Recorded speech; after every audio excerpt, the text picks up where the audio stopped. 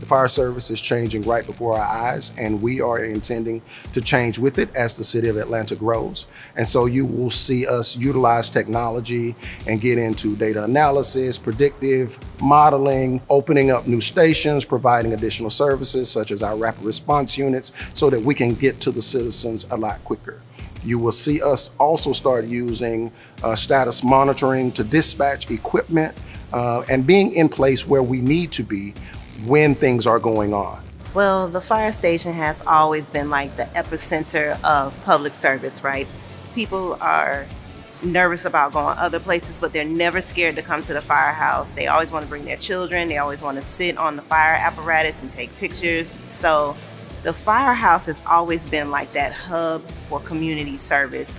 We have our doors open to answer a plethora of questions and to provide additional services that may be unique. We're looking to make a holistic investment into the community. And what does that look like? It looks like everything from ACERT program where we're training the citizens to be prepared in crisis events.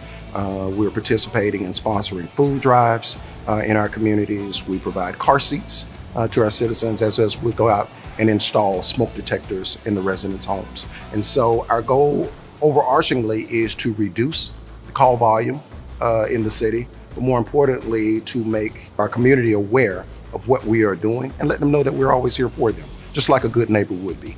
By us being an accredited agency, we are required to work a muscle of doing a risk assessment. The other muscle that we work is strategic planning. We showcase our department and then also a response to the recommendations that have come from a group of peers to kind of see what we've done well and where we can improve. So we have input and we have access, if you will, to an influence from these groups from a different perspective outside of me sending a group of people to conference for training.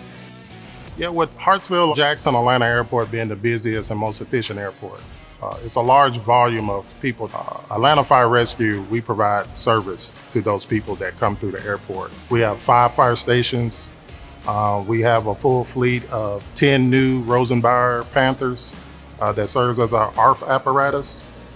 We have structural firefighting equipment, and we have medical response transport units at the airport as well. Our aviation fire training team, very motivated group for ARF response, but also we train for a varying array of different things that we do at the airport. One of those is going to be a MASH casualty. So every 3 years we do our triennial full-scale exercise.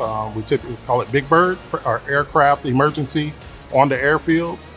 That's going to involve ARF response, and it's going to involve a MASH casualty EMS response as well. When we do a live burn at the airport, we burn Jet A fuel, which is going to simulate a real-life situation. We don't burn propane.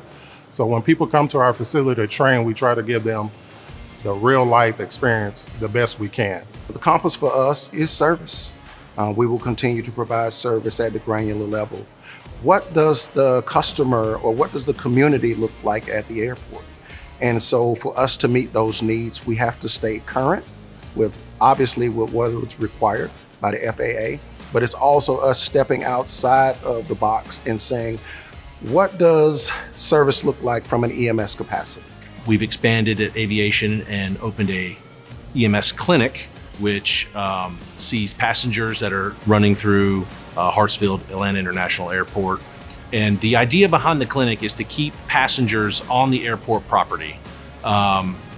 So a passenger gets sick, they have a connecting flight, they can go to the clinic, they can be seen at the clinic for a low acuity situation and not have to be transported off property. They're keeping people in the airport and they're keeping them making their flights, their next flights. Far too often, our firefighters' first interaction with our police officers is once they get assigned to field operations and they run a call with them. With the addition of the new training center out at Key Road, the Atlanta Public Safety Training Center, we'll be able to enhance our training initiatives and do more than we've been able to do in the past. It's preparing for those big events that are uniquely Atlanta, the Peachtree Road Race, the world's largest 10K, Dragon Con parades, and many others, making sure we're planning for that, and then planning and training together for those critical incidents. Fires, active shooters, flooding.